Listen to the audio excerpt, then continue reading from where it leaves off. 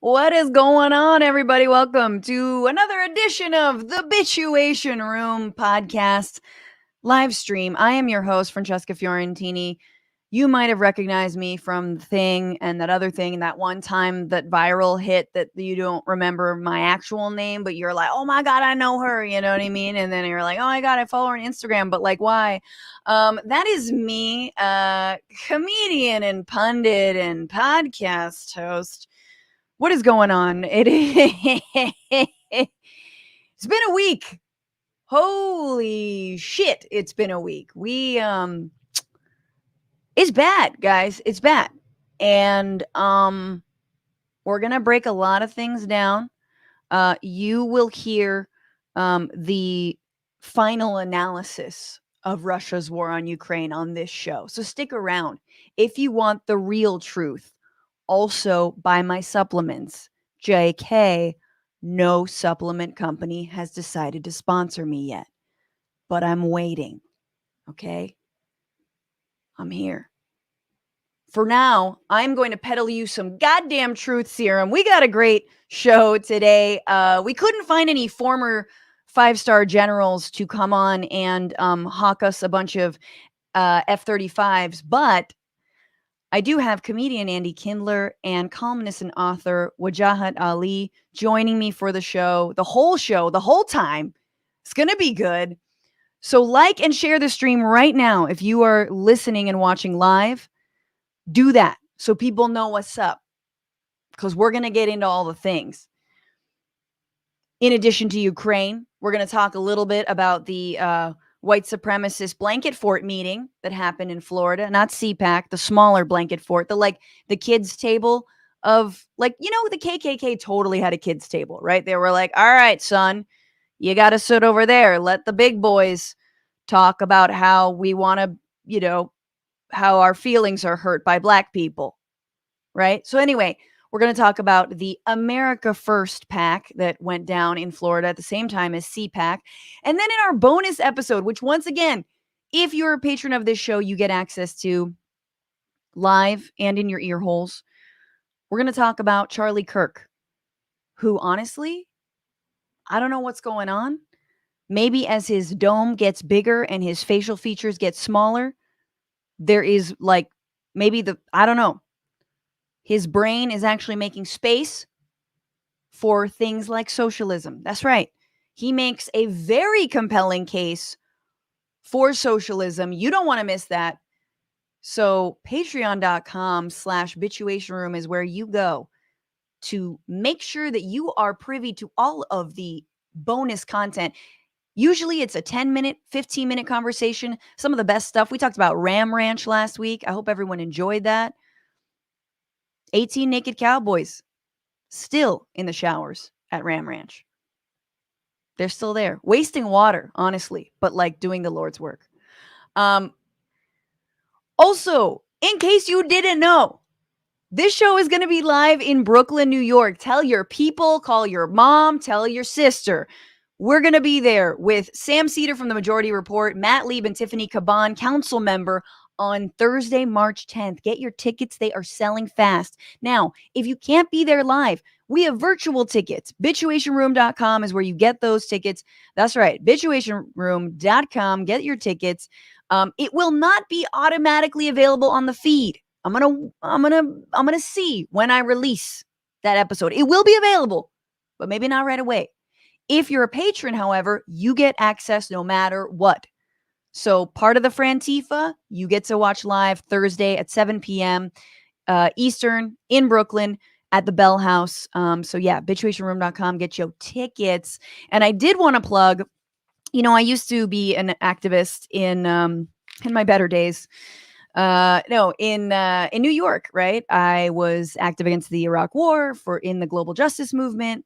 And I would always get The Independent, which is available everywhere for free around New York City, and the 5 boroughs in the tri-state area. I don't know what I'm talking about, but you know what I mean, around the areas. And look who's on the cover. Oh my God, here's my little David Brent moment. Wow, it was Yeah, that's me. Asking, is it okay to laugh? Yes, it is okay to laugh. Please come watch me do jokes. Not just at the Bitchuation Room, but all over New York. I'll be performing throughout Brooklyn mostly. But get this independent, get your copy, you guys. It's fun. I talk about comedy in the time of Trump, in the time of whatever the fuck this is. You know, like I think Netflix is totally gonna call. Matter of fact, let me put my phone off silent because I'm pretty sure I'm getting a special pretty soon. No, but yeah, check that out. Support the Independent. We love them. We love the Independent. We love all of the local coverage of New York politics that they do and have been doing for so long. So shout out to them. And yes, they put me on the cover. So I would say that. Before I go on, can I remind people listening as a podcast that this podcast is only discoverable because of the many stars that you give it on iTunes? And I read every review. If you don't want to take the time to write a review, just like write yay with like 15 A's and I'll be like, hell yeah, that's good enough for me. You know what I mean? That's a vote of confidence. But give this podcast 5 stars on iTunes. It helps people discover it. And also, if you don't want to become a patron, I get it. If you're more comfortable with Venmo, TBR-Live. If you're comfortable with Cash App, TBR Live on Cash App. Kick this show a few bucks in our little scrappy team, a labor of love. Me and just the 3 most wonderful people beyond you all. And with that, let us get into what we are bitching about today. Not a lot of jokes. I'm going to be totally 100% with you. Not a lot of writing jokes this week, especially on this issue. But let me know, what are you bitching about?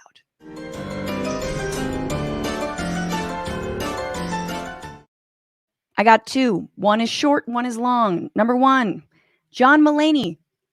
Stop rubbing it in your ex-wife's face that you had a baby with Olivia Munn. You're on SNL, you got your baby up there, it's so cute. Like, that's so painful. Like, I want to support his ex-wife's art, and like, I don't even have money really to do that, but like, I want to now. Like, I will go see her weird performance art that's like all an allegory about how you dumped her in the same year that you like got clean and sober and then like had a baby with Olivia Munn. You know what I mean? Like, and if it's all like an art piece about like twigs with like weird twigs and like a live deer for no reason, I'll have to be there and support it because you're making it really awkward. Don't put your baby on SNL. I'm just like, come on. You already left her for a famous actor model person. And I love Olivia Munn. I mean, look, I don't mean to throw my Asian American sister under the bus, but like, damn girl, damn. You really swooped in there. Okay, I'm done. I'm done with that. You like it? You like a little break from war talk? Now let's talk about war. Yes. Okay. I am bitching about the fact that it is really hard to be a principled anti-war progressive or leftist right now, especially because we don't have an anti-war movement in this country. We used to back in the Iraq War days. And I would argue that it was part of that movement that led to Obama's victory. It was part of that movement that led to the fact that we are much more hesitant to get into hot wars the way we used to. Also, abject failure, that helped. But it is really difficult. And especially right now, we're facing a huge setback for movements for peace in this country and movements to move our money out of the military industrial complex and towards real justice, real security, real ways that protect our communities, not just sort of militarism around the world, not more money for bases and nukes and et cetera, et cetera, et cetera. We're going to face a setback. It's going to fucking suck because right now what you're not hearing is anyone saying, hey, maybe we de-escalate. Hey, maybe we don't do all this buildup. You're not going to hear that anywhere on mainstream television because it's not, we're not supposed to say that, right? We're supposed to rightfully condemn what Putin is doing, support the Ukrainian people, and that's it. And sort of turn our blind eye to the $700 billion that Biden is pushing through for the next defense package. So it is difficult. And especially if you in good faith say that the expansion of NATO has been a liability, has put countries like Ukraine in more danger and jeopardy than it has actually protected it. Look, NATO troops aren't doing shit. What's the point of having this giant conglomerate with this giant sort of this organization if we're not doing anything? And again, I don't want us to, right? But we see that it is all just kind of, it's all bluster and it doesn't help. And this is not to take responsibility out of Putin's hands, because the guy is fucking nuts and he's got blood on his hands. But here's what I'm mad about, right? Leftists have been carrying water for Putin knowingly and unknowingly, right? We've been buying into this enemy of my enemy is my friend bullshit for way too long. We don't have clear language around international solidarity. We are making excuses. We've made excuses for Assad, Putin, and other imperialists and warmongers simply because they are supposedly against the United States. And I think that's bullshit. I call bullshit on that kind of anti-imperialism. And actually, the right is doing a better job, sadly, of articulating a no-war stance right now. It's for all the wrong reasons. All the wrong reasons. It's for fascist reasons. But the left doesn't have a coherent message, and it sucks and it's sad. And at a time when you're going to have more and more and more, again, money and shine on like war hawks and neocons and neoliberals, we're going to be pushing more and more war and build up. That voice of, hey, let's actually focus on real peace and security here in the United States in a non-fucked up xenophobic way. Things like housing, education, clean drinking water, stopping climate change, those voices are going to be drowned out, and it's going to suck. Anyway, all to say, I am mad at the ultra left, what I would call the ultra left on this. I'm mad at, honestly, the right, of course. And it sucks because I do think that Putin is a dishonest actor, and I think he's violated agreements in the past. And so what do you do, right? Yes, I said we should ratchet down NATO, but yeah, Putin's a fucking liar. So you know what I mean? There is no promise that he would even pull back if you did something like that. So this is all unfolding. I'm lamenting the lack of a broader vision. And also, please try to not buy hook, line, and sinker one particular analysis, including my own. I'm putting a couple articles in the description below for you guys to read, including from the Anatol Levin, who we had on last week, who is a researcher who has definitely changed his tune and realigned given the fact that Russia did invade and has been so aggressive. But yeah, I'm pissed that strongmen are going to fuck up our future, and I want them all to go to fucking Mars. That's it. Just go to Mars, assholes. Get there now, soon. Take your nukes, because we've got bigger things to do. I hope that made sense. And with that amazing note, I would like to bring in my guest. He is a comedian who starred on Bob's Burgers as Mort. And currently, he's a co-host of the podcast Thought Spiral. Please welcome Andy Kindler. Thank you very much. Thank you. Why am I acting like there's people applauding? Because I gave you the stand-up introduction, Andy. Oh, okay. And I'm not going to even try to be funny today. I'm so angry. Just going to be enraged. Exactly. That's okay. You could just scream. We'll just turn you down a little bit. Yeah. Well, Andy, what are you bitching about? Is there anything else besides Yes, I have something very important to bitch about. Please. The easy way could be every day it could be Joe Rogan, because Joe Rogan might destroy the entire country. He's a conspiracy theorist. He's a racist, but he doesn't bothers me. That can't be the right way to say that. He doesn't bother me as much as Jon Stewart. Jon Stewart, who went out of his, I almost pulled my mic out of my thing. Shots fired, Andy. Shots fired. Isn't he the Zelensky of the United States? The fact that he said, and you can see so much, there's great podcasts that show the actual recent thing of him saying that Joe Rogan is not an ideologue. He's a very reasonable guy. Yeah. And that means the reason why that's unacceptable to me. It's unacceptable that he has an opinion about something he literally either doesn't know about or is just defending it because he's a rich white guy and he doesn't want white guys who want to say whatever they want without people objecting to it to be hurt. Right.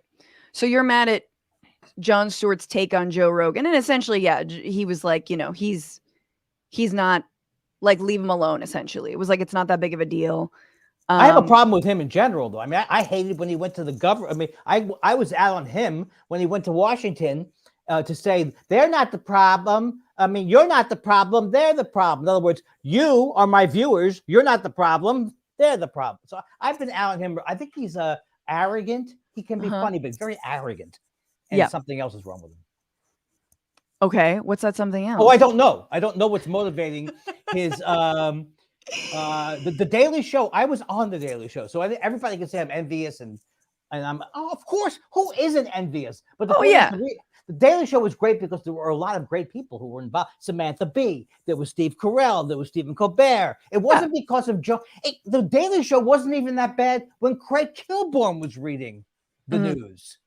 So the thing is, Jon Stewart was never a big political guy until he got the Daily Show, unless I'm unaware of some part of his career that involved research. He had some. Okay, so this is me smiling with like a single tear falling down my face because like I do really like Jon Stewart and I appreciate him, but I also do think he was totally wrong on the Rogan stuff.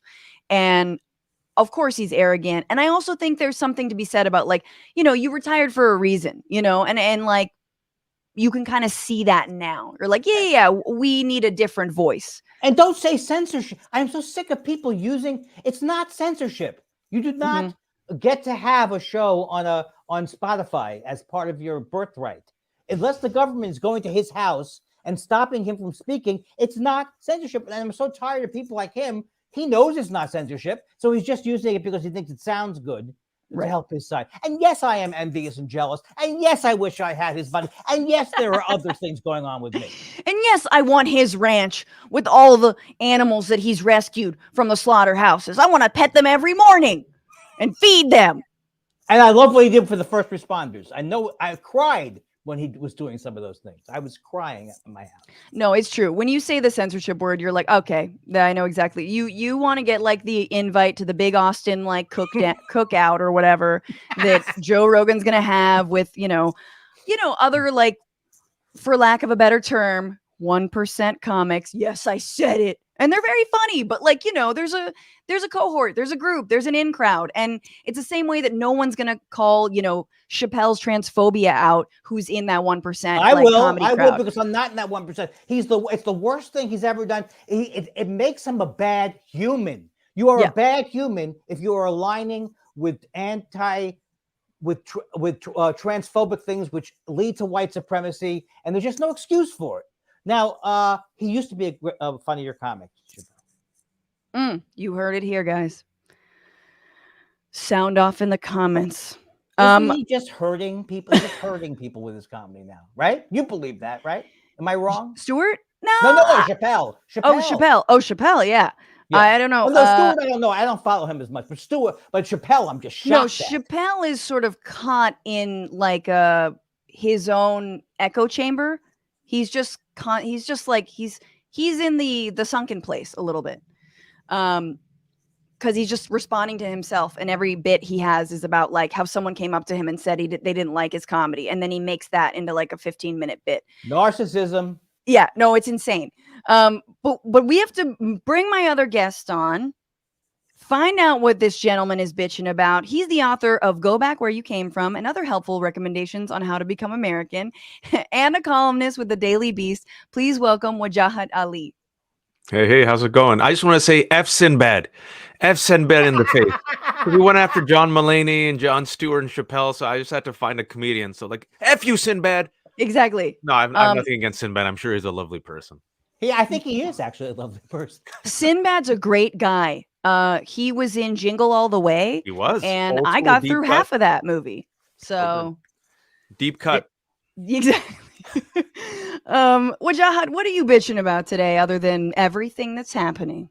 Okay, it's three things real quick. Okay, and I'll do them in a row. So first and foremost, apparently I'm the only one living in a pandemic, which is amazing because everyone else is not in a pandemic, and like no one needs to wear masks or get vaccines. And apparently all these Democratic governors are loosening restrictions, even though 60,000 people died in January, and we haven't learned from the mistake that like last year the CDC made the mistake, took away their their magic bullet, and said take off the masks. And then we had something called Delta and Omicron. I feel like you ever feel okay? I'm gonna go Old Testament real quick. You ever feel like I feel bad for Moses because like I was thinking about this. I'm like Moses, like listen, I'm gonna send you like plagues, and then he sends plagues, and people are like, I don't believe it. He goes, I'm gonna send you frogs, and then frogs come. He goes, I don't believe it. He goes, okay, we're gonna like go through the Red Sea. The Red Sea is gonna open up and like just destroy the Pharaoh. And then he goes, listen, I delivered you from the Pharaoh. Just give me 40 days. I'm going to go talk to God. Give me 40. If I don't come back on the 44st day, worship a golden calf. And people are like, he's not back. Let's just worship a calf. And like he comes, can you imagine him coming down the mountain with the 10 commandments? He's like, my people are going to like be so appreciative. Like I led them out of like so much misery. And he comes down and people are just having an orgy and worshiping a calf. He goes, what the F? That's why I feel. That's how I feel. I feel like I understand that story, like the heedlessness of humanity. There you go. That's what I'm bitching about. What is the golden calf in this situation? Is it like the ability to indoor dine brunches. out? What? I want to have indoor brunches. I'm so over COVID. I want to have indoor brunches with my friends.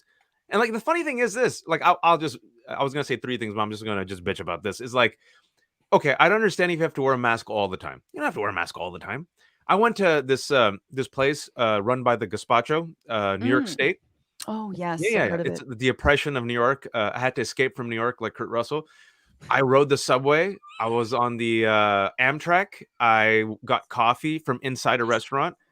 I had to wear a mask once in a while and I had to show proof of vaccination. It was okay. I survived, Francesca. Yeah. So that's my And you drank your whole rant. coffee and it didn't ruin the coffee for you? Nope, it did not. Good for you. Yeah, no, I'm a squeamish mask wearer. Meaning I wear masks. I do not want to get COVID. I mostly because I don't want impotence, and I hear that it, schlong COVID as they call it. And I'm worried about that personally. That's a thing. That schlong COVID is a thing, ladies and gentlemen. Yeah, exactly. And that's my story. I'm sticking to it. Well, why don't we why don't we get into this week? Usually I do a long roundup, you guys, but this week, just a couple of notes before we dig into the big sitch. We're collapsing the sitch and the week where together. You guys have never been on the show, so you have no idea what that means. I'm nervous, excited, and I'm titillated, slightly titillated. That's what you should be.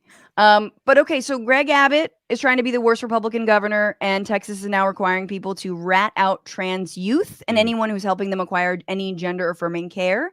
You should know that he is like a Marvel villain at this point, completely. Starbucks in Mesa, Arizona, however, successfully unionized. So that's great. One of the Starbucks in Mesa, Arizona successfully unionized. Small victory against big fucking setback. And I have no jokes for these, but finally, Ben Stiller is back with Christine Taylor. And that's the second pop culture reference you're going to get on this show. For everything else, this is The Week Where.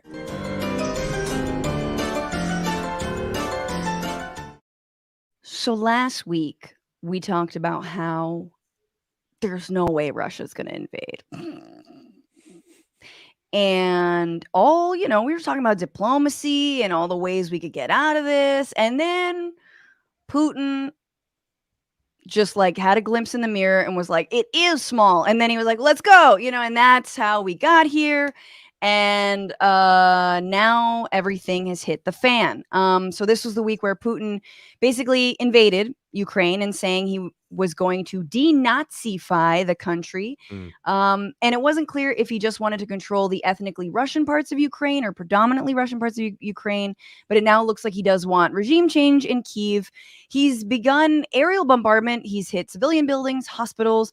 Many Ukrainians have either tried to evacuate or sheltering underground or are joining the fight as volunteers, including Miss Ukraine. And I'm like, fuck, dude. I When you feel lose Miss Ukraine, that's like you've really lost it. If It's she's on. staying to fight, It's on. oh, it's super on. There's also like so many Molotov cocktails Right. being made, and I find that adorable and awesome, and pretty badass. It's not totally clear, however, how many people have been killed. There are estimates that say 250 Ukrainian civilians and 3,000 Russian soldiers. But it seems like right now, at least Sunday evening, President of Ukraine, Vladimir Zelensky, agreed to talks with Russia, or Volodymyr. I don't know. They have the same name, but they're like spelled differently, and it's fucked up. So there's going to be talks on the Belarus border. It's not clear if these talks are like a ploy. Like, is this all just like a ruse or a Ruski? What is going on? All I know, you guys, is that Sean Penn is on the scene. He's there. Sometimes when he's in Haiti, I love it because he's, you know what I'm saying? Sometimes he's on the scene and he's doing the greatest stuff in the world. That's true. And then other times El Chapo, and you have mixed feelings. Exactly. Then other times he's like telling El Chapo that he like will get him like a Birkin bag or something. Oh, that's wrong. It's wrong to tell outlaws, give them promises. Okay. it's Sean Penn. He was in Fast Times at Ridgemont High. Like I think he's running on that equity. Which we can all agree was one of the greatest comedies of all time. Yeah, right. Let him do what he wants. Yeah. We should just be playing that on the Russian and Ukrainian border. Like if everyone could just sit and collectively watch Fast Times together, peace will come, I'm sure. What's the Kurt? I just want to say a thing. It's been sticking in my mind since you brought up Kurt Russell. What is the Kurt Russell thing? What is it when he's applauding because Vladimir Putin is singing? What is he saying? The song that makes everybody. I lost my freedom. He lost his freedom on Blueberry Hill. I don't remember. Why is Kurt Russell applauding? I know he's right wing, but what's he like? Kurt Russell was applauding. I haven't seen that video yet. I cannot defame Kurt Russell because I do not know of this video. He's in Russia with the. I don't know if he's with Gerard Depardieu, but they're in Russia right now. Not right now. This is an old clip. Okay. Maybe it wasn't even in Russia. All right. There you go. Is this like some Steven Seagal level? Like it's like he's like Putin's amassed sort of his like 90s or 80s and 90s like, you know, action heroes, action stars. Yeah. Wouldn't that be something that Putin would do? Because if you're like an immigrant kid, those countries love 80s action stars. Like on VHS, we used to get on bootleg John Claude and Steven Seagal, and like all these dictators like, I will be friends with Seagal. Come, we'll be friends. No, Kurt Russell, come here. You're 100% right. That's exactly what he was trying to do. He's like got so many asks into Pam Anderson. Let me just say this one thing. I've always hated Putin. I'm old. First of all, I remember when it was Ms. Ukraine. Okay. I've always hated Putin. He's always been terrible. But I live in a country where George W. Bush did the worst thing in the history of this country when he invaded. I remember in 1991, I was playing a club in Staten Island called Grandpa's Comedy Club, and they said to me, "Don't mention the war." Like I'm going to mention the war on Staten Island. But the first one, I was against that. But then the second one was just the worst, one of the worst crimes ever committed on human. So how do we don't have anything to except now Biden's. I'm rooting for Biden because I don't think he's crazy. Yeah. No, let's get to that. Like, I mean, we should dig into that hypocrisy. Because we don't have a lot of moral standing on this. I want to finish sort of what happened this week. The UN Security Council met. They tried to pass a resolution condemning the invasion. 11 voted yes, but China, India, United Arab Emirates abstained, and Russia, of course, used its veto power to block it. Like, they were like, "Oh, this is a self-graded assignment, A+." Like, they of course are going to give themselves an out on this. The UN General Assembly is going to be meeting this week. They're like an emergency meeting, first or one of 10 times in the last 50 years. Biden, who we again know is not trying to get into a hot war with Russia at the moment, has announced sanctions on major Russian banks, the country's sovereign debt, and 3 individuals. He then added the individual of Vladimir Putin himself. Bank sanctions prohibit American financial institutions from processing transactions for Russian banks. And no one is more upset than the NRA. I mean, they fucking really needed that money. Like Wayne LaPierre just bought $3,000 croc boots, and like crocodile boots, not like croc boots. Gross. Why doesn't he send? Why don't they Please. send all their weapons to Ukraine? Why doesn't the NRA get all of the weapons that we don't need here, put it in a big box, and send it to the people who could actually use the weapons? Well, Thank there's you. Vote for me. Because in a 2019 Senate report, it was revealed that the NRA was used as a foreign asset by Russia. I'm not making that up. no, exactly. I know. They would probably just give them to the Russian side, Yes, I think is yes, why that's we why I want think- them. You don't want the NRA to pull a Sean Penn. You're like, NRA, just stay at home. Just stay at home and kill Americans. Just stay out of this one if you can. Yeah. Please. The one time we want them to like just stay back. So Zelensky, let's talk about him, okay? He's Comedian. become Comedian. Thank he's you. a former comedian. That's right. Sketch. More and- sketch than stand-up, I think. Okay. So Andy, what do you think? Does this bode well for our kind, or does it mean we're cursed? Like if Well- we get into office, someone's going to try and topple us. Let me tell you something. People go, would you do? No, I would know. My first instinct is I would be running away from my wife and all people. You're From on your wife? You own. would be running away with your wife or from your Away wife? from my wife. You're on your own. You want her?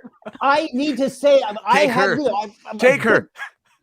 So no, so I don't know that he was like this beforehand, but somehow I'm just so. It's pretty amazing that he stood up and stayed there. Absolutely. Yeah. Yeah, he's doing a lot of, I would say, a lot of front-facing camera videos, you know, and sort of like an Anderson Cooper, like casualty. He's got like his fatigues on also. He clearly is practiced in front of a camera and an audience. And he's you know, I was gonna play some videos, but you don't want to hear me be the translator. You guys should watch them. He says he doesn't want to abandon Kyiv, the capital, and when offered an evacuation plan by the United States, he said, quote, "The fight is here. I need ammunition, not a ride."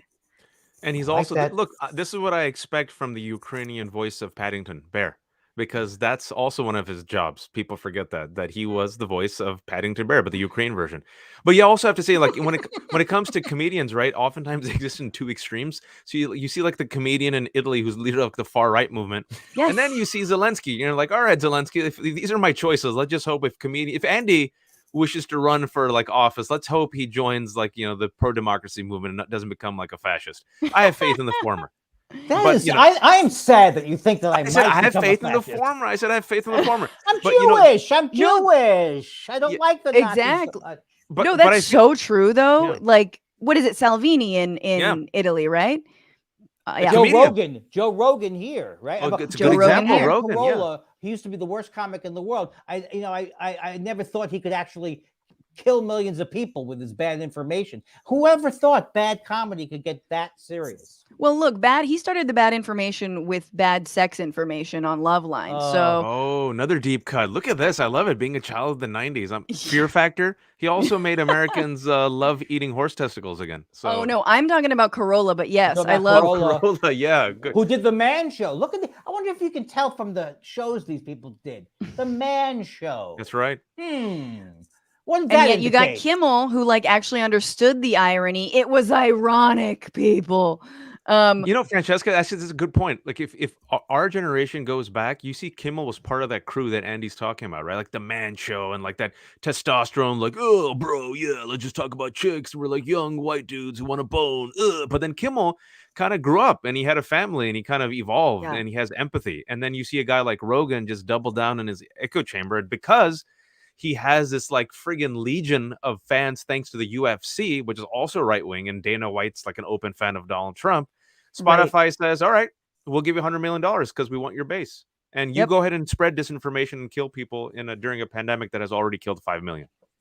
A comedian. That's the power of comedy. It's actually really fascinating because I was thinking about Salvini and I was thinking about Zelensky, but Andy pulled out Rogan. I'm like, oh yeah, look at Rogan. Like, why the hell is this guy this influential? It's remarkable. I don't think he wants to run for office. Can you imagine him just like imagine the War Room is just like his podcast and he's sitting around with a bunch of other kind of like douchebag anti-vaxxers who are like, yeah, I don't know. I mean, like It's like erect nipples though. They all have shirtless. They all take shirtless photos. Yeah. like, and like they're like, because he has like erect nipples because apparently he takes some vitamins or something. They're all doing push-ups, and they I just, mean, like, I don't look at promote his those nipples photos. the way you do, but look, It's I'm there. Yeah, but he's also, I mean, Rogan is, I mean, he was a terrible stand-up. Terrible. He was the worst. And I can tell you that I know about stand-up. He was horrible, as we say in New York. He did funny sounds. He's always hated women. He's always been, I mean, so that's part of the package going in that Spotify bought. You're Right. buying one of the world's biggest misogynists. He's a racist who's used the N-word a million times. Let's sweeten the deal. Right. Okay, so a couple like crystal ball situation, thinking about what could happen. Zelensky is meeting with Putin. Yeah. He says, quote, I will say frankly that I do not really believe in the outcome of this meeting, but let them try to make sure that no citizen of Ukraine has any doubt that I, as president, did not try to stop the war. And he's been, in a more recent address, been very forthcoming with the people of Russia as well, saying, I'm speaking to you directly, essentially, like I'm appealing to you, that you are not necessarily the enemy. That's smart. And it is really smart. And we will see. I really hope this is not like a ploy to draw him away from Kyiv and like then topple it. But again, what am I gonna do? What are we gonna do? Who am I? What are we gonna do? Yeah. Let's remember, not just a comic, but this is the same Zelensky, as Max Berger reminded us. He writes on Twitter, I'm not sure most Americans realize the heroic Ukrainian president everyone is praising is the exact same guy Donald Trump was impeached for trying to extort. Yeah.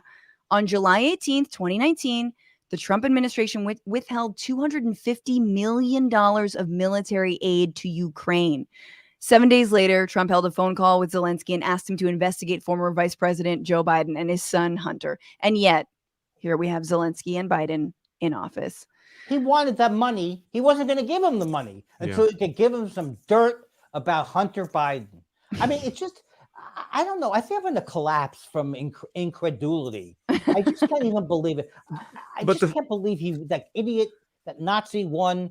And I just, every time. And so maybe I'll throw it over to Wajahat to save me on this. No, so I think the fact that Zelensky held his ground, right, both times is very impressive. And also, when people try to blame Biden on the right, you're like, no, Trump actually withheld money and aid that they needed to protect themselves against this Russian advance. Because people forget that Russia already invaded Ukraine in 2014.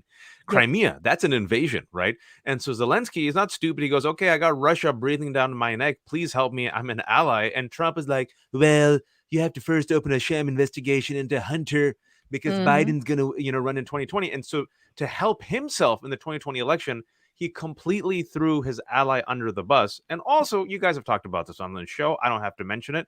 Each and every single time when given the opportunity during his 4 years as presidency, and even now, and even yesterday at CPAC, Donald Trump has never criticized Vladimir Putin even once. Even yesterday, even though he finally called the invasion abhorrent, he said, he had to say it. He goes, Putin's a smart guy. And so, like, tell me how the Republican Party and specifically Trump projected strength, and then compare that strength to a stand-up comedian who is trying his best to save his nation that is under invasion from a country that has the most amount of nuclear warheads, led by a belligerent, murderous president who feels like it is his destiny to recreate the Russian Empire, even if it means leading to World War III. He also doesn't read. He doesn't read. He's just like Trump, isn't he? I've been hearing Putin doesn't read, doesn't send emails, is cut off from everything. He's become very insular during the pandemic, very insular, echo chamber, doesn't shake hands. That's why when you guys see those photos of like Putin, like at one side of the table and like another leader 50 all that feet away, distance. He's paranoid about catching COVID. And that's made him more and more insular in his like megalomania, which is not good for the world, ladies and gentlemen, when you have a brutal dictator who's probably the richest man on earth funding far-right movements, who believes it is his destiny to recreate the Russian Empire. Yes, some of us just like put on a few pounds and like, got way too into making craft cocktails every night for ourselves. Putin quarantined and is starting World War III. Like he went real nuts in the quad. He took it really, he took personal growth during the pandemic to another level. He's like, first I will wrestle bear shirtless, then I will take over Ukraine. And he never even tries to hide. Like every time they go, did you poison the? Prove it. We didn't poison. Prove it. That was his answer. Prove it. You have no proof. Then when they give a proof, that's not proof. It's fake proof. Yeah. I mean, he But, doesn't but even try. In the old days, they tried to lie better.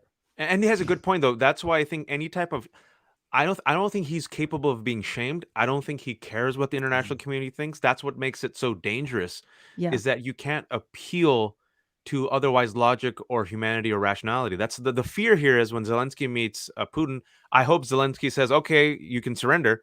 But I think it's like theater, just like last week was theater. And Putin, if necessary, is willing to exercise all military options to kill as many people as possible, take over Ukraine. That's my fear. Absolutely. I mean, it is. I mean, we could go into this for forever, and we are. But I'm also like, why didn't you send all of your troops? He only sent like 100,000. Send more. And I know he is. But in the fact that he didn't send that many means there's fun videos of like a farmer dragging with his tractor like That was one of the dope. Russian tanks. It's just like fun little moments like that. So like, the Ukrainians may be outnumbered and outgunned, but my God, in terms of the commitment, in terms of trying to defend their actual home. And again, nationalism doesn't always present itself in every country in the same way, right? And like, I think as an American and someone who really is not nationalistic, because I equate that with jingoism, I equate that with often xenophobia, it is nice to see a country that, like, I wouldn't fucking fight for this country. Hell no, not now, right? Like, at least, would probably be a civil war, not a war with someone else invading us. I'd be like, have it, please, have it, China, help us. We need this. But it is nice to see and interesting and very different to see, like, again, everyday Ukrainian people banding together and fighting for their territory in a good display of nationalism and or necessary, because who the hell else is going to help them? I want to go to some of the things that Andy was talking about, right? Some of the double standards that are going on. As we know, Ukraine is predominantly white and predominantly Christian. It is in Europe. And refugees who are fleeing the crisis right now and the war are being treated incredibly differently. And nowhere is that clearer than in Poland. So this is just from the New York Times. In Poland, government officials assisted by American soldiers and diplomats have set up processing centers for Ukrainians. Quote, anyone fleeing from bombs, from Russian rifles can count on the support of the Polish state, the Polish Interior Minister Mariusz Kaminski told reporters on Thursday. His government is spending hundreds of millions of dollars on a border wall, a project it began after refugees and migrants from the Middle East tried to reach the country last year, but ended up marooned in neighboring Belarus. So we are building a literal wall to keep out Middle Eastern refugees, but Ukrainians can come on in. There are so many instances of this, and other European nations are also doing the same, lifting caps on refugees and asylum seekers in this instance. Is that like, now is Poland, I know since I'm Jewish, I have a monitors set up in all countries. So I do know, and I have, just anecdotal stories. What's the weather like in Poland right now? It's more anti-Semitic now than it was during Hitler's. Yeah, it's very bad right now. Poland is very anti-Semitic. Yeah. But is it like Hungary? Does it have an Orban? It's Hungary adjacent. I was in Poland a couple of years ago, before the pandemic, and I visited Auschwitz, and I was talking to some Jewish scholars there, and you saw the resurgence of this far right nationalism and anti-Semitism, the revision of history in Poland, kind of following the way of Hungary and Orban. By the way, Orban is beloved by Tucker Carlson and American conservatives because they see him and Putin as the defender of white Christian civilization, Western civilization, which is doing a lot of heavy lifting for white and Christian. And Orban, especially when it came to the 2015 refugee crisis, right? He doubled down on ethno-nationalism. That's how he kind of flexed and says, I will protect you. And specifically, he's like even more blunt. Against miscegenation, we have to protect the purity of our race. And so against the Muslim brown horde, I shall protect you, my people. They're incompatible. They're not civilized, which is the same word that the CBS anchor used just yesterday, right? Like, unlike the refugees in Afghanistan, these are civilized people. And so the double standard is actually profound, because you're literally seeing these far right governments whose entire like reason of existence and the reason why they're in power and have like used ethno-nationalist jingoism are saying, okay, come on in, white Christian Ukrainians. Whoa, brown, dirty Syrians. you horde, you rats, you rodents, you swarms. And then you also seeing that in the US a little bit, where there's pressure for us to now open the borders, but then there's a cap whenever there are Syrian refugees or Mexicans or like Central Americans and so forth. Haitians, So right? Yeah, we're not lifting Title 42 is still in place, for example. There's a cap, and then like people aren't going to implement TPS, the temporary standards, and so it's like the Family Guy chart. I don't know if you guys have seen the Family Guy color chart of who's a terrorist and who's just like a lone wolf. The lighter you are, like the more of the lone wolf, the darker you are, it's a terrorist. And so like that, it's really terrible joke to make, but it's so on point. Is that go off the color chart, and it's good to be a white refugee. Yeah. Well, this is what used to enrage me when I hated Bill Maher for a long time. But what it used to be was like, and this whole new atheism movement, where these people would come in and they would say, and Bill Maher used to go, we don't have to worry about Christian religion causing all like he doesn't know about Andre Brev. I mean, it's just unbelievable. And I was mocked by so many of these new atheists who were trying to hide their prejudice against Islam as critique, critique. My mom, she was a Jewish person. She became a Quaker. It's the most wonderful religion in the world. If you say I'm going to hate people just based on who they, that's jingoism, and that's what motivated Maher and all those people. And they're worse. They're worse because they claim to have been progressives, which they weren't. No, yeah, I mean, in terms of the terrorism, it's like it is. Yeah, it's incredible. It's just Islamophobia. And you're absolutely right. No one actually is talking about white Christian terrorists or so-called Christian. Let's be honest, and say someone who's not religious. But yeah, exactly. People who think they're doing this in the name of fucking whatever, God. I wanted to go to that clip that Wajahat referenced just to show you this anchor. He's since apologized for what he said. But Paige, what's his name again? I had his name because I wanted to do him justice, but maybe I'll remember it in a second. Here we go. Oh, it's right here in the clip name. Charlie D'Agata. Here he is. Foot in mouth. This isn't a place, with all due respect, like Iraq or Afghanistan, that has seen conflict raging for decades. This is a relatively civilized, relatively European, I have to choose those words carefully too, city where you wouldn't expect that or hope that it's going to happen. So it's partly human nature, but they are not in denial. Not good. I'll take white journalism for 1,000, Alex. I mean, it's so, you can unpack that. It's so, I mean, I'm glad he apologized, and he probably didn't want to be malicious or cruel, but it's so exquisite. That clip unpacks everything: the white gaze, whiteness, Islamophobia, who is seen as civilized, the double standards, the justification for invasion, the justification for this atrocious war that Andy referred to, that we grew up with, the post 9/11 war on terror. We have to save brown women from brown men. We have to. I mean, literally, that was like, if you look back, Laura Bush, who was the wife of still is the wife of George W. Bush, made the feminist argument that we have to save these brown women from these savages, right? And in the horde, the rats, the animals, the rodents, the type of terminology that was used against Jews, and it's openly used against Syrian refugees and brown refugees, right? The 2018 midterms, the invasion, the caravan. So you dehumanize a people, even though you're supposed to step back and say these are human beings, regardless of skin color, ethnicity, national origin, who are fleeing. That's why they are refugees. And we should treat them with empathy and compassion. But once they are of a certain skin color and a certain religion, threat.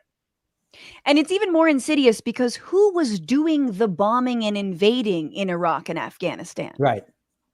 The United States. Yeah. Well, was it 1991 where George Bush said, please rise up against these people and I will help you?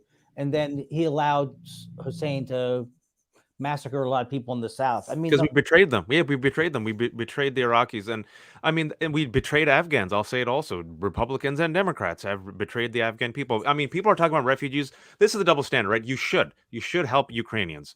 We should see this as an example of what happens where overnight, this fragile thing we call democracy can shatter if there's a madman at our doorstep, right? Yes. Or for the United States, I would say internally.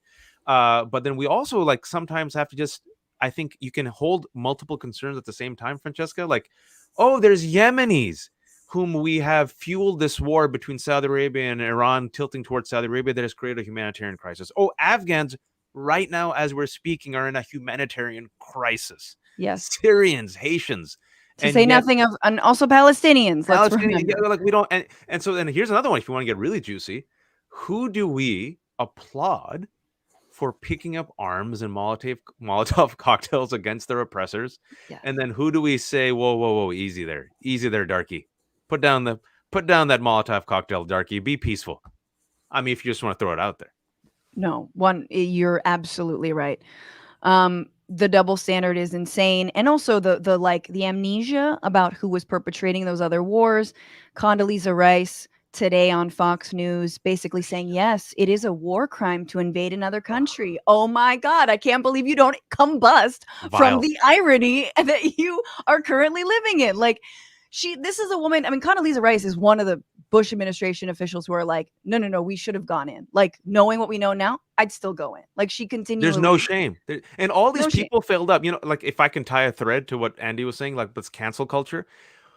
We're old enough to remember this disastrous war that we still live with, where the war has literally come home with the creation of the DHS, right? And surveillance and lack of privacy and the refugees, people still dying in Afghanistan and Iraq, the two countries that journalist mentioned. Yeah, it's chaos because we helped create chaos. Generations got destroyed. Every single cheerleader, if you just go down the list, if someone's bored one day, do an Excel sheet of all the people in the Bush administration, all the people in media, all the people in think tanks who cheerled that war. Yep. I was not one of them. Francesca was not one of them. I protested that war as a 21-year-old, right? Go down the list. See how many people have apologized. I think there's 3. See how many people have failed up every single one. Yep. What cancel culture? We got to move on to another aspect of this really quickly, because I think it is important to mention that while Biden has levied sanctions, they are, strong sanctions against, effectively rendering him like, Kim Jong-un level of pariah, that there's one sector that has not been sanctioned, and that is the oil and gas sector. And so this is from ABC talking about how the Treasury Department's rules allow Russian energy transactions to keep going through non-sanctioned banks that are not based in the U.S. And administration officials stress that the sanctions are designed to minimize any disruptions to the global energy markets. The dependence on Russia could limit the potential devastation of sanctions. This is, sorry, let me read this whole thing. But Biden also needs to consider the needs of his European allies. Natural gas from Russia accounts for 1/3 of Europe's consumption of fossil fuels. Restricting the world's largest exporter of natural gas and second largest exporter of oil after Saudi Arabia could hurt the unity that U.S. officials say is key to confronting Putin. So this dependence on Russia could limit the potential devastation of sanctions. Again, the links between our fossil fuel dependency, our lack of moving to renewables, and the current crisis that we're in. There was the Nord 2 stream, which was an underwater pipeline from Russia to Germany, I believe, has been currently canceled or put on hold. Cancel culture. And the right is using this, of course, as a rationale to say, let's jumpstart the Keystone XL, as if we don't already have like Line 5 or whatever other tar sands pipelines in the works, and export more. And it's just about guzzling and killing the planet at a faster rate in order to own the foreigners. Well, I remember, I'm the oldest person here. So I remember Jimmy Carter coming on TV and saying we're going to be in serious trouble if we can't get off foreign oil. And what did this country do? They had the right wing. I've hated the right forever. They've always been terrible. Maybe the day that Lincoln was elected, they were good Republicans, but they've always been the worst. In my lifetime, they've always been the worst. And they made sure to stop, to have all this. They always tried to stop us from coming up with fuel economy vehicles. And so it's like, it's a tragedy now that we're saying, no, we have to not worry about this because people need energy. It's just horrible. Well, and then they cash in, you set them up, knock them down. The military industrial complex cashes in on these wars. Oil cashes in. BP is pulling out of Rosneft, which is the Russian state oil company. So they're pulling out their 20% of the company. That's good, I guess. But again, no one is seriously and honestly, just like we're so far from a world where we settle things through peaceful means, where we have a robust UN. It feels like we're so far from the world where we fucking turn away from fossil fuels and understand how much danger it puts us in not just because of war and fossil fuel dependency, but because of the climate and the planet. And also, if you want to connect the threads, I mean, if you go back to the war on terror and you go back now, regardless of the administration, both Democrats and Republicans, mostly Republicans, but also Democrats, benefit greatly from the military-industrial complex and oil and gas. I mean, look at Joe Manchin. I think he sleeps every night with a lump of coal in his bed, right? He's And not then, a Democrat. Come on. Why do you? I'm sorry. He's a centrist. Fake He's a news. centrist. Oh, I'm sorry. Obstructionist. But, it's one of those situations where the people who are in charge of creating policy to save us and help us are also benefiting from these industries. I mean, and during a pandemic, I think you mentioned this, during a pandemic where apparently we cannot afford the child tax credit, which briefly lifted 60 million kids, American kids, out of poverty, we still found $800 billion to give to the military industrial complex. Joe Biden is president. Democrats and Republicans were bipartisan on that one issue. They actually gave it $20 billion more than they actually asked for. And then you're telling me this is the only industrialized country that doesn't have paid parental leave because we can't afford it, can't afford to have subsidized daycare, can't afford to have child tax credit. But when it comes to the military industrial complex, we can find $800 billion. And also, just to give it, people saying, listen, Waj, we need that. Look, the world is dangerous. We spend more money on our military industrial complex than the next 11 countries combined. Yep. Well, Trump wanted to get more money from NATO. He worked very hard on that. He did work hard. And in fact, and this was, I just really want to, I know we're going to go long, but I have to mention, because Ken Klippenstein had a great piece in The Intercept where he mentions essentially that Saudi Arabia and their sort of their valve, their hand on the oil valve, so to speak, is actually impacting this war currently, because under Trump, when Trump was like, hey, yo, I really need you to get it flowing a little bit more so these oil prices can go down, Saudi Arabia was like, hell yeah. And when he was like, now tighten the faucet, they were like, okay. So he talks about MBS complied with Trump's request, raising oil production steeply, causing the prices to collapse below $60 a barrel. Today, $100 a barrel. Then during the 2020 election season, amid the pandemic, Trump requested the Saudis decrease production. Once again, MBS complied. But by contrast, Biden's repeated requests for Saudi Arabia to increase oil production have gone unanswered. Earlier this month, Biden discussed ensuring the stability of global energy supplies in a call with Saudi King Salman, MBS's father, according to readout of the conversation. Blah, blah, blah, blah, blah. They're moving closer to Russia. And so far, Biden has done very little to put pressure on Saudi Arabia if we're talking about pain at the pump, so to speak. So Saudi Arabia lacks an advanced military of its own, depending heavily on the U.S., not just for military equipment, but also for its maintenance. While this affords Washington plenty of leverage to treat the desert kingdom as a pariah, as candidate Biden promised to do, his administration has done little to hold Saudi Arabia accountable for the range of human rights abuses, from the murder of Khashoggi to the starvation and bombing of countless civilians in Yemen. It's always been that way. Always been that way. Yeah. It's our dictator of choice. And so you allow, I mean, that's how it is, right? We funded Mubarak of Egypt, and like, all right, he's a terrible dictator, but he's our dictator. And we've sided with MBS over Iran because we're terrified of Iran and that threat. So we're like, all right, both are terrible, but at least MBS is our guy. And so go ahead and kill Khashoggi and go ahead and be corrupt and go ahead and like crush women's rights. And there is a relationship here where I have to remind people that MBS of Saudi Arabia said this when it came to the Trump administration. He bragged openly that he had Jared Kushner, and I quote, in my back pocket. Oh, yeah. Oh, God. Gross. I would never want him in my back pocket. I wouldn't even want him in my front pocket. pocket. Would fit. He's very small. He folds. He is a paper doll. Yep. Let's move on to one last piece of this, because I think that the most telling part of this entire war thus far, and who knows when it will end, we hope soon, but the most telling part is the way that the far right in the United States is responding. And it seems like they're pivoting their messaging to be more like, this is Biden's war, it's his fault. But early in the week, we had Tucker Carlson saying that Putin's never done anything to him personally. He never cut him off in traffic, so like, whatevs. Why should I care? To the line of Putin's even a good guy. And we've got a range of that. So a former Trump official, an aide, saying, quote, if Putin wants to throw some cold water on American expansionism and interventionism for whatever reason, it's a good thing. We're overly aggressive and need another bully on the world stage to check our worst impulses. Hell yeah, that's what you do. When you've got a rabid dog, you just put another rabid dog in there, and then there's peace. A rabid dog that hates democracy and doesn't even have any pretense of caring about human rights.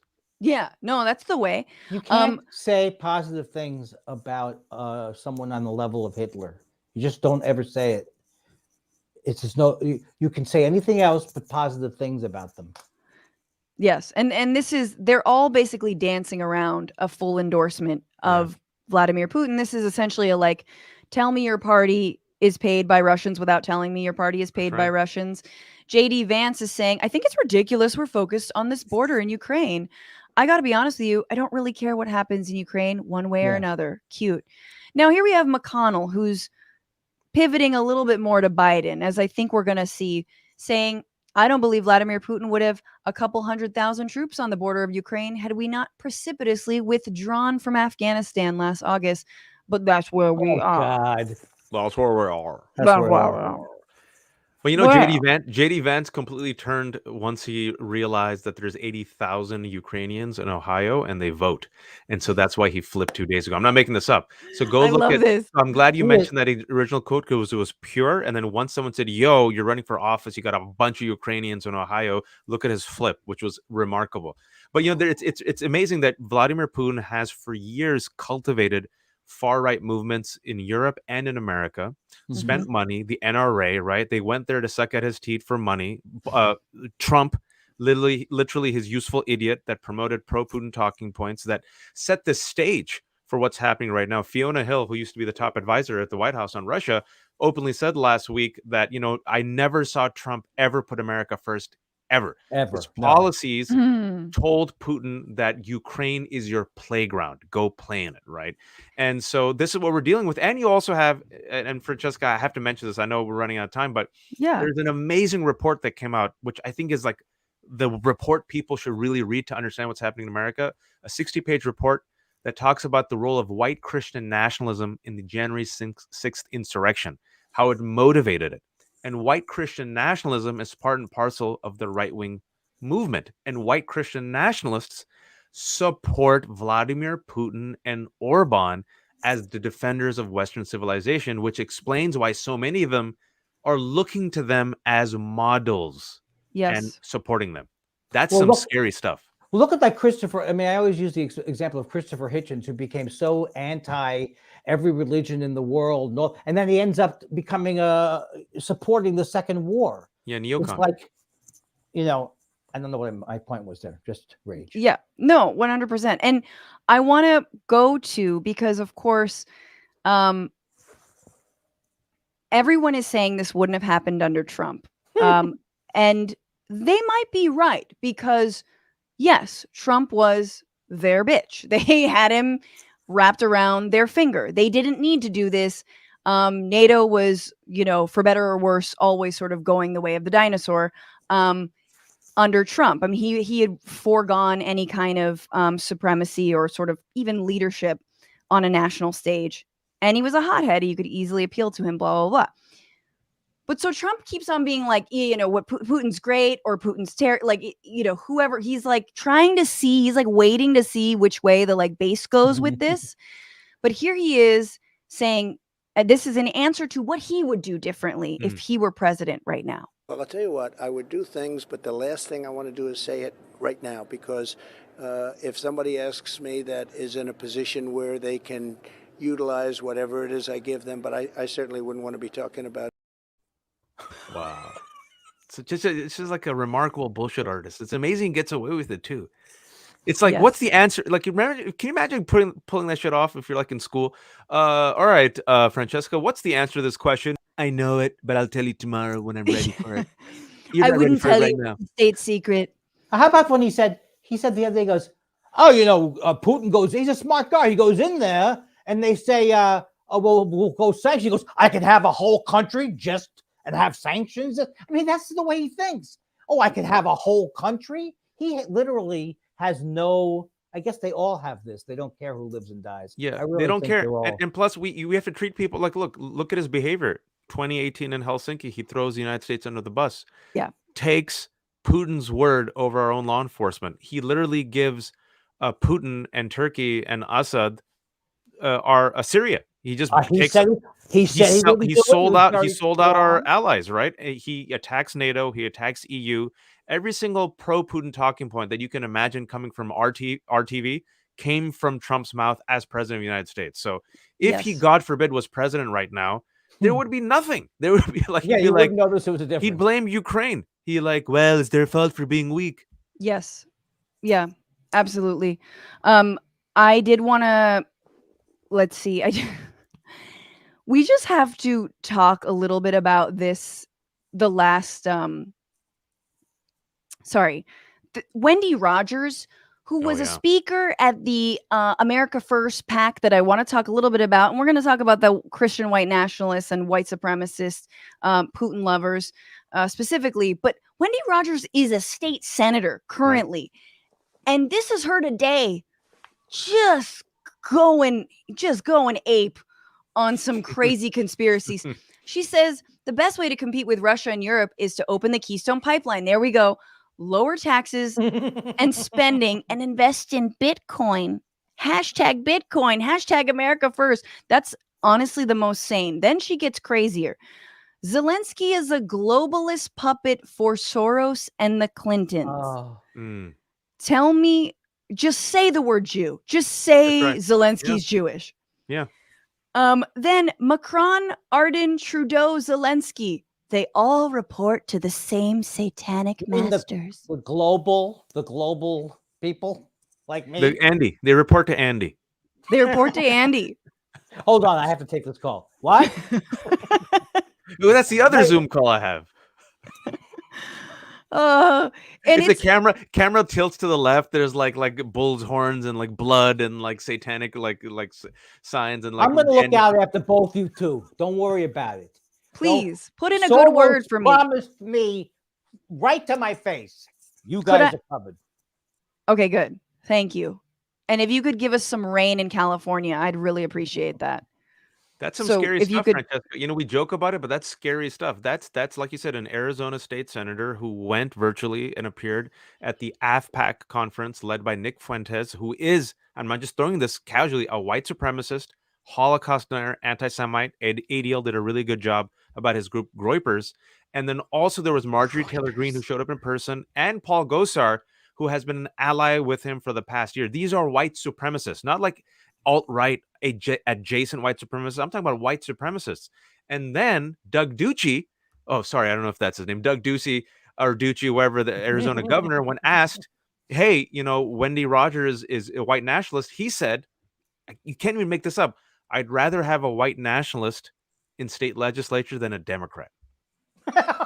I don't know. You made that. Of course you would. No. Yeah, I'll send you the link. I'll send you the link right now. Okay, but let's actually let's watch about what Wajahat is saying in terms of Nick Fuentes, who's one of the main organizers of this. I have to share the screen here because I didn't load it properly. Here he is praising Putin, but listen to specifically how he does so. And the crowd chants or breaks out into a chant of USA, or excuse me, Putin. Never mind. I'm making sure that this is loud enough. I hope it is. It's not to my liking. So hang on one second, because I'm gonna do this better, and you're all gonna deal with it. Let's see. I think I could do this guy. Yeah. Okay.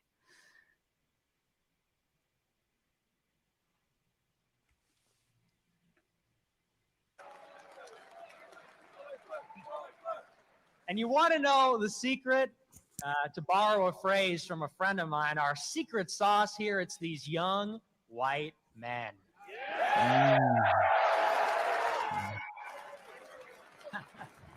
Looks like an SCTV bit. Jesus. That's what we call the secret ingredient. America and the world has forgotten about them, but not us. You know, they say about America, they say, diversity is our strength, you know. And I look at China and I look at Russia. Can we give a round of applause for Russia? Yes.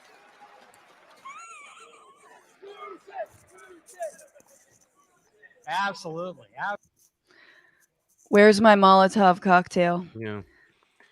Scary stuff. I need it back. I want to make fun of him, but I'm actually just frightened. I mean, he is a little dipshit, like coward asshole. So, fuck him. But I'm like, not him specifically. That crowd, that crowd. I mean, that's a white nationalist crowd. It's terrible. These are the people who cheered. You know, Joe Arpaio's up there saying they called me a racist, and before he can even finish his sentence, they're applauding that he was called a racist. Is this who Kirsten Cinema's trying to appeal to? I mean, right? Well, you know what? So Marjorie Taylor Greene, right? She then says, "I have no idea who he is," even though there was a photo on Earth of them together. Number one, number two, of course she knows who she is, but then she doubled down. She did not. It was revealed who he is.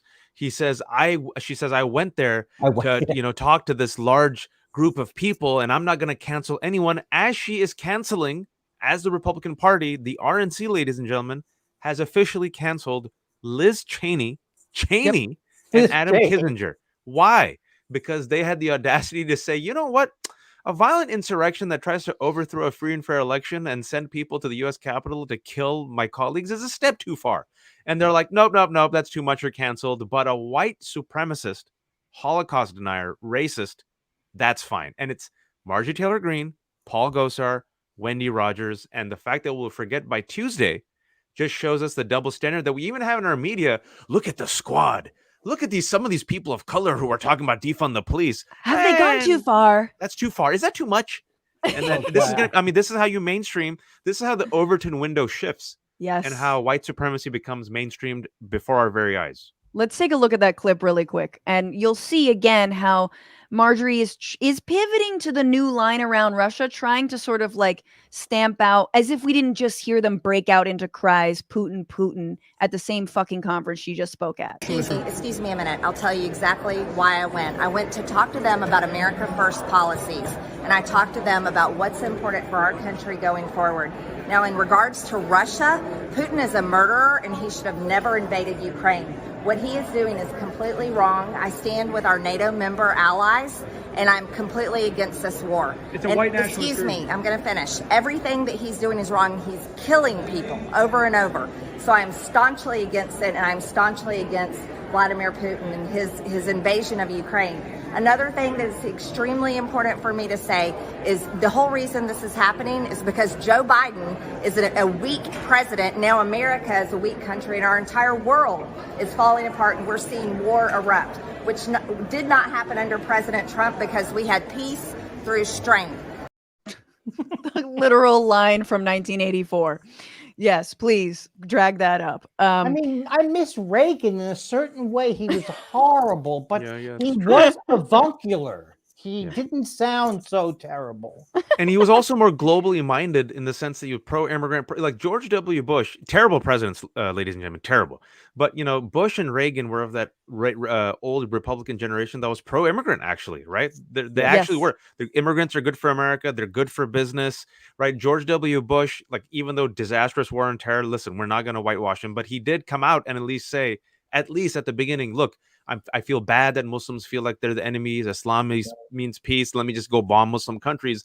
But I always joke that if George W. Bush was running for president as a Republican in 2024, Republicans would dismiss him for being a Muslim lover. That's where we are. That's literally where we are. And she did not reject white nationalism. She did not reject it. No. And she doubled down in her support. And the interesting thing is, the irony here is it's an America First conference where they were cheering for Russia. It's pretty good, though. It's pretty good that they're still using the Nazi symbols, because they've tried very hard to go away from those symbols. But they come back to it. Your true colors always show. Yeah, when you get excited, you get really excited. I will never forget Richard Spencer and heiling Hitler or heiling Trump as soon as he won. Like, that is seared into my memory. I'm like, I'm never forgetting that shit. But apparently Steve Bannon and others are like, why'd you have to do that? They got really pissed off. Like, no, it was a secret. You go half Hitler. You imply Hitler, bro. You imply him. Again, We might need some Molotovs here, y'all. I do want to read some comments before we move into our final segment. I'm doing it different because I've got my lovely guests and they need to know people appreciate their commentary. Gary Cooper on YouTube said, truth is the first casualty in any war. Rational discussion is the second casualty. 100%. Hef says, I picked the wrong week to wean off Xanax. Might have to start smoking banana peels. On Doesn't work. I think I tried that one. Patrick Quibido, thank you for your super chats. It's Andy Kindler. I go way back on Andy. I remember when he was on the Larry Sanders show. They canceled the fucking week on me bit still stays with me. Thank you. Jacob Virgil says, I think the myth of a hyper-competent Putin is exactly that, a myth. He's just quarantine crazy, guys. He's pandemic cray. Yeah. On the bad coverage, Adam Hodges, will just thank you for your super chat, and you put a little dinosaur in a chair, and I feel like that's me. Reiki Dragon, thank you for your super chat, says, I hate the way that refugees are treated based on their skin tone or country of origin. I wish all could be given respect for their humanity. Amen. Thomas Sears, killing the planet will certainly shorten the war on Ukraine. I see. Roundabout thinking there. And Camperman 5000, JD Vance is proof Ohio turns the brain into mush. And again, I could say that as I live in Ohio.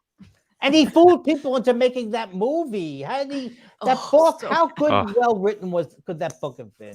I didn't read it, but to connect it, who gets the elegy in America? Who gets the elegy? Yeah, that's right. Right? Who doesn't get the elegy? There you go. Hilarious. I didn't even think about that. The hillbillies always get the elegy. I'm like, what about everyone else? Nope. They get a haiku. Yeah, we get it. Yeah. They just get like crack sprinkled on them. Yeah, oops. I know Glenn Close didn't know about. Glenn Close must not have done about. These people didn't know going into that movie who this idiot was. Because when they made when they greenlit Hillbilly Elegy, it was the handbook given to America to understand the aggrieved whites and why they went for Trump. This is totally 100%. And just fucking like mandatory reading. Elitists being like, you must read this. You must read this, Francesca. They're really economically anxious. And then all the data comes up. It goes, nope. It was cultural anxiety and racism. That was their price. Which is what we, the people of color, kept saying. But they're like, listen, darky, just shut up. Stop being so reactionary and hysterical. And he went to Yale. Didn't he go to Molotov Yale? cocktails. That Vance JD? Yale, right? Yeah. Yeah. The Yale. Oh, Yale. I thought you said he went to jail, and I was like, what? No, that would be good. That would be good. That would make him relatable. All right. Let's move on to our final segment, our final fun segment. I hope you've enjoyed this spanning, amazing, great discussion on Ukraine. Hey, none of us are experts, so once again, sorry, but also the experts have all got it wrong, so you're welcome.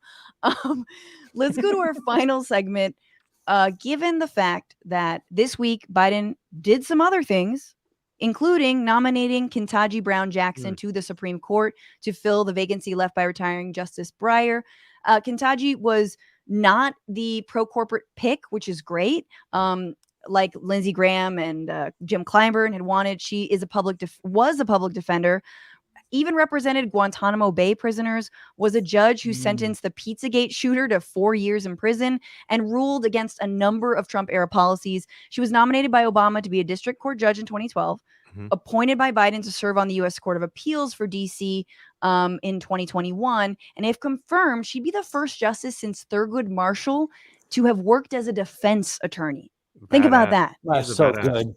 That's first of all, awesome, and also insane that we haven't had a former defense attorney on the bench since then. So obviously, all this means that she's being called a radical leftist by senators that fucking voted to confirm her for all these other positions. But I want to ask, since we know if she is confirmed, she will only replace another sort of a liberal justice. And we know that, the sort of death scrum of Amy Coney Barrett and Kavanaugh and Gorsuch is there. And we have to expand the court. So I want to ask you goos and guys and everyone in the audience and the chat, who would you nominate for Supreme Court? Could be anybody. They don't even have to be a judge. Who would you nominate? 3 people. Who are your justices?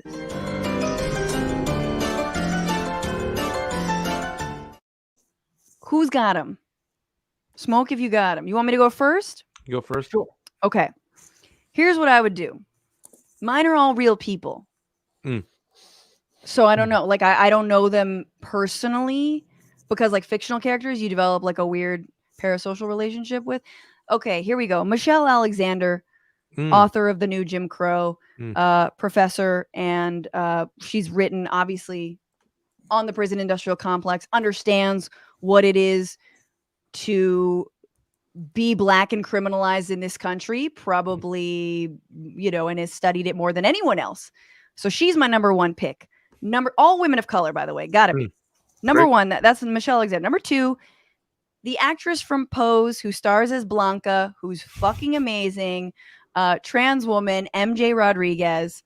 I love her so much. She's great. She was in Rent before this. She's excellent on Pose. Another Harvard Yale person again. Probably. No, the Harvard Yale of Hard Knocks.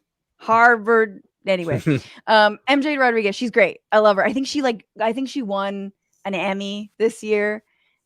Which is enough. Yeah. Which is qualifies her more than Trump. Trump didn't win an Emmy. Oh no. Yeah, she will protect trans kids. She will protect people of color. Nobody understands the way the justice system is unfair more than I think trans people in this country. And I think she's empathetic. So I'm going with MJ Rodriguez. And finally, I was like, I need someone young. I need someone really young, like, because they need to live forever because it's a lifetime appointment. So I am going with Isra Hirsi, who is Ilhan Omar, Representative Omar's daughter. And Isra is like a TikTok machine. Yeah. She crushes it. She's fucking smart as hell. She's nuanced. She is a force. And I'm like, this woman for life. Like, I trust her no matter what. You guys all have to check her out on TikTok. But like, yeah, she's my muse and I love her. And she's Muslim. And I think we need someone Muslim on the court. So that's what I'm saying. I think Andy? That's good. All right. Andy? Okay. Who you got? Here's who I got. My first pick is I hope I pronounce his name right. Elie Mystal. Is that Ellie? Yeah, Ellie's great. Oh my God. Great. I would love to hear him during the arguments. And he gets even angrier than me sometimes, but still keeps his sense of humor. So Elie Mystal, and very smart and knows the law. Oh, he does. And I don't as well. Maya Wiley. Yeah, I she's love great. Maya Wiley. Good. I love her. And Joyce Vance would be all great picks. I know all three of them, and they're really good people too. Okay. I would say Sherilyn Ifill, who's fantastic. She was like a long pick. Preet Bharara, because let's just put some brown folks on there. Okay, Preet. And I feel like he took on mafia, he took on Wall Street, he took on corporate media, and then he became a podcaster. And Sherilyn Ifill of NAACP, Legal Defense Fund. Yeah, Preet. And then I was gonna just for fun say Samuel Jackson just because it'd be fun. And he's like an old, just for because he's like 73 now. He goes, yes, just to drop the mother effers randomly during argument would be fun. But corporation is not a human being. Like, just so fucking mad. And then like the other justices and like Gorsuch and like Kavanaugh get scared. Like, yes, you're right, Samuel Jackson. Right, but I think you gotta you convinced me with Ilhan Omar's daughter, because why not? Because she outlived them, and then she could TikTok it, and like she could do selfies during the hearings. Yep. And then she could crush it on Instagram. And then I think just to have a Muslim on the court would so fundamentally upset all the right people, like it would give them like indigestion for life, and that would be lovely. It's like Sharia law. Like, it's literally Sharia law for them. They're like, we have a Muslim on the Supreme Court. And like, there's nothing you can do about it. Able to comprehend that it's an American justice who got thoroughly vetted and appointed and approved. Like, it's just a Muslim, and they freak out. Yep. I love it. Oh my God, you guys, that has been our show for all of the people who are not patrons. For those of you who are, we have more conversation. We're looking at Charlie Kirk making a backwards ass, stumbling into an argument about socialism real quick. But thank you guys so much. Andy Kindler, where can people find you and your work? My work, I'm always on Twitter at Andy Kindler. I have a podcast called Thought Spiral with J. Elvis Weinstein that I'm very proud of. And my album called Hence the Humor can still be downloaded. Hell yeah. Where can we download that? Anywhere that you can download things. It's Hence the anywhere digitally. Humor. AST Records is the name of the record company. Amazing. And you can find him on Twitter talking shit at Jock Stewart. Getting in your face. Yeah. Who was the podcast lady who we both hate? Fuck. We were talking shit about the same person and I'm blanking on her name. She's in everything. I'm editing this part out. It's fine. Andy Kindler, thank you so much for being on the show. Take good care. Wajahat Ali, where can people find you? You can find me on the Twitters. I'm at Wajahat Ali. And then I'm trying to do more Insta, but I suck at it. But I'm at Insta Wajahat. Nice. And I wrote a book that came out last month, and people seem to like it. It's this one. Nope, it's this one right here. Go back to where you came from, and other helpful recommendations on how to become American. And so Katie Couric likes it, and Ishmael Reed likes it. So it's very rare to have those. Is it going to be available at Hudson News Books to combat all that right-wing trash that is being It is hawked actually at Hudson. The irony is it's actually available at airports, and I just love the fact that you can go to an airport and buy a book called Go Back to Where You Came From. Like, it's just like, these are the small things that give me joy in my life. That is definitely a great read. Where's my goddamn copy? I gotta send you a copy. That's right. Please do. Everybody follow Wajahat. Thank you so much for being on. Thank you. Take good care. And thank you guys for being here, for sticking with us, for, just going on this journey that we've gone on. What do I have to say? I think that's it. I think we're almost done. Become patrons so you can talk and dunk on Charlie Kirk with us in a little bit. But to thank all y'all, I have not queued this up because it's been a long day. It's been a long day. But it's not too long for the fart song. Can you guys hear this? Are we thumbs upping this? Oh, you can't hear this. Damn it. It's been a long day, clearly a little too long. Hang on. Almost getting there. And the fart song. And the fart song. Yay! Hell yeah. Thank you guys for becoming patrons at $10 or more. That gets you this shout out. John Crump, you're amazing. Welcome to the Frantifa. To the Big Tippers, Joseph L., you're always so sweet and generous. Thank you. To the Twitch subs, Ladybug Dragon, Lizzie Nepon, Stanley 1953, Daisy Dragon, Depressed Progressive.